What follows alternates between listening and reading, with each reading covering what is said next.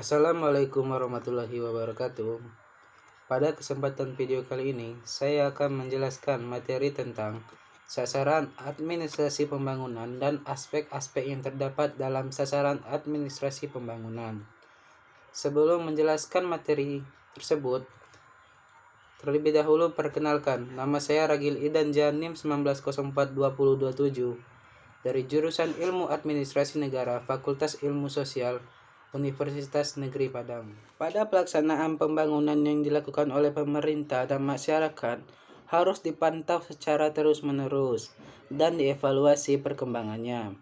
Hal ini dilakukan untuk mengetahui seberapa jauh pembangunan yang telah dilaksanakan dan mengukur hasilnya dengan sasaran yang ingin dicapai.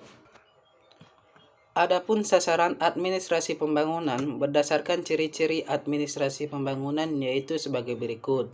Yang pertama, lebih memberi tekanan atau perhatian terhadap lingkungan masyarakat yang berbeda-beda, terutama bagi lingkungan masyarakat negara berkembang. Yang kedua, berperan aktif terhadap tujuan pembangunan baik dalam perumusan kebijaksanaan maupun dalam pelaksanaannya yang efektif. Bahkan ikut serta mempengaruhi tujuan pembangunan masyarakat dan menunjang pencapaian tujuan sosial, ekonomi, dan lain-lain yang dirumuskan kebijaksanaannya melalui proses politik. Yang ketiga, berorientasi masa depan, terutama dalam usaha-usaha yang mendorong perubahan atau inovasi ke arah keadaan yang dianggap lebih baik untuk satu masyarakat pada masa depan. Yang keempat, lebih berorientasi pada pelaksanaan tugas pembangunan dari pemerintah untuk merumuskan kebijakan pembangunan dan pelaksanaannya yang efektif dan berkemampuan untuk pengendalian instrumen bagi pencapaian tujuan-tujuan pembangunan.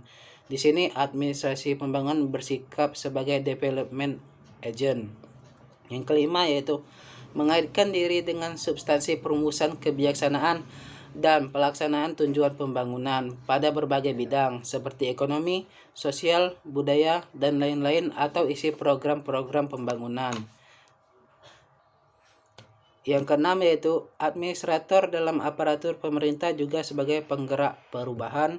Dan yang terakhir atau yang ketujuh yaitu lebih berpendekatan lingkungan yang berorientasi pada kegiatan dan bersifat sebagai pemecah masalah. Kemudian aspek-aspek yang terdapat dalam sasaran-sasaran administrasi pembangunan yaitu seperti pengembangan kelembagaan, pengembangan sumber daya manusia,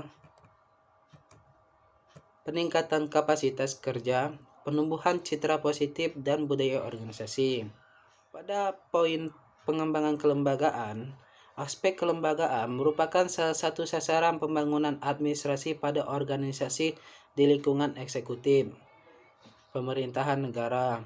Hal-hal yang berkaitan dengan pengembangan seperti prinsip-prinsip organisasi.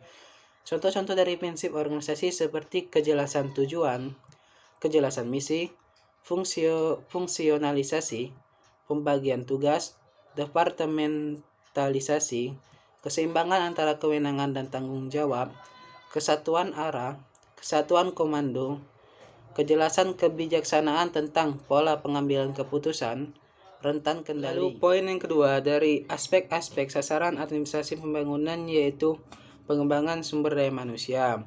Manajemen sumber daya manusia merupakan bagian dari ilmu manajemen yang memfokuskan perhatiannya pada pengaturan peranan sumber daya manusia dalam kegiatan suatu organisasi.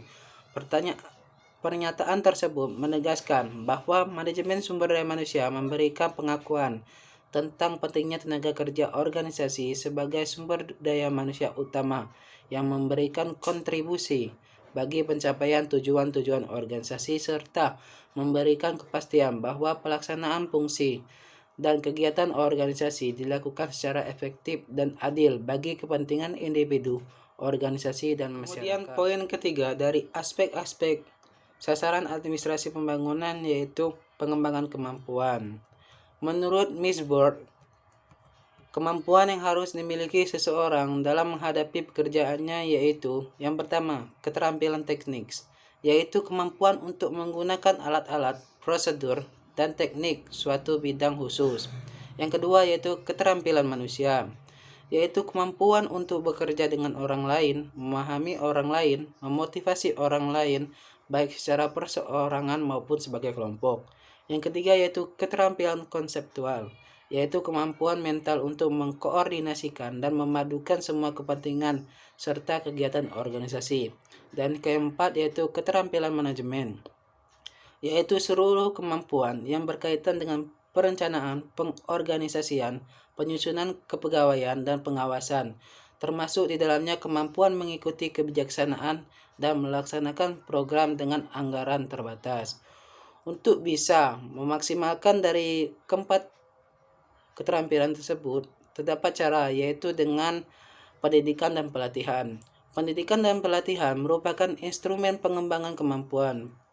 Pada lingkungan birokrasi pemerintahan dikenal berbagai jenis pendidikan dan pelatihan, seperti pendidikan dan pelatihan prajabatan, pendidikan dan pelatihan perjenjangan yang diperuntukkan bagi mereka yang menduduki jabatan struktural, pendidikan dan pelatihan fungsional yang menyangkut bidang tugas-tugas fungsional instansi tertentu, serta pendidikan dan pelatihan yang bersifat teknis. Poin keempat dari aspek-aspek sasaran administrasi pembangunan yaitu pengembangan citra positif.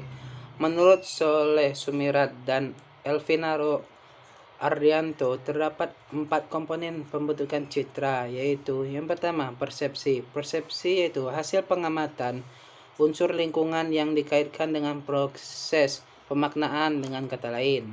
Yang kedua yaitu kognisi. Kognisi yaitu keyakinan diri dari individu terhadap stimulus yang akan timbul apabila individu harus diberikan informasi-informasi yang dapat mempengaruhi perkembangan kognisinya.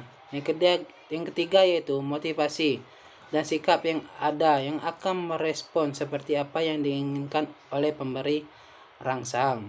Dan keempat yaitu sikap. Sikap adalah kecenderungan bertindak, berpersepsi, berpikir dan merasa dalam menghadapi objek, ide, situasi, dan nilai.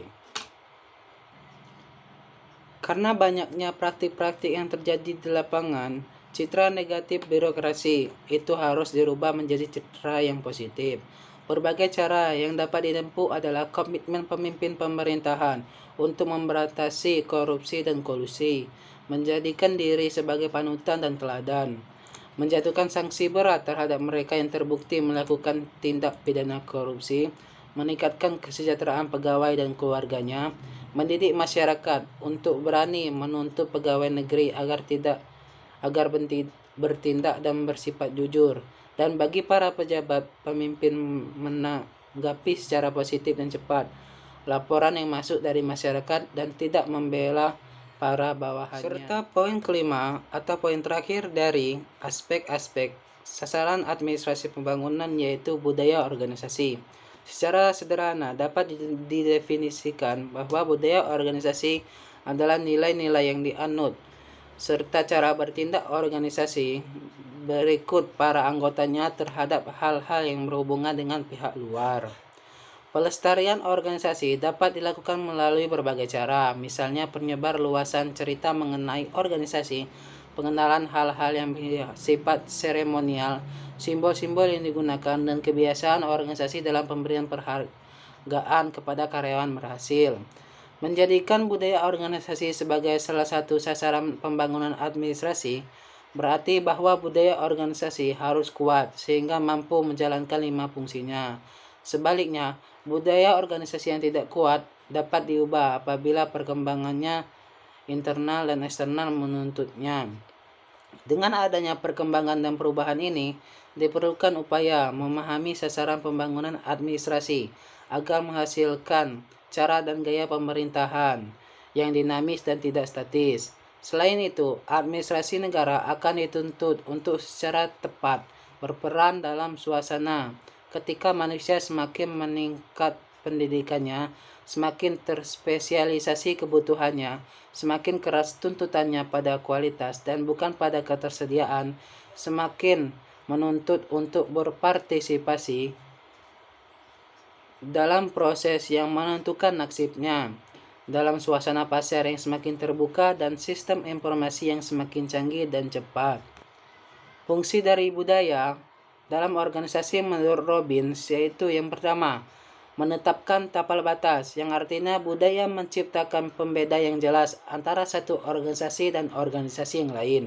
Yang kedua yaitu membawa rasa identitas bagi anggota-anggota organisasi. Yang ketiga yaitu mempermudah timbulnya komitmen pada sesuatu yang lebih luas daripada kepentingan pribadi seseorang. Yang keempat, menetapkan sistem sosial, yang berarti perekat sosial yang mempersatukan suatu organisasi dengan memberikan standar-standar yang tepat untuk hal-hal yang harus dikatakan dan dilakukan oleh para pegawai. Dan yang kelima yaitu mekanisme pembuat makna dan kendali yang memandu dan membentuk sikap-sikap serta perilaku karyawan. Demikianlah penyampaian materi saya tentang aspek-aspek sasaran administrasi pembangunan. Saya akhiri, wabillahi taufiq wal hidayah. Wassalamualaikum warahmatullahi wabarakatuh.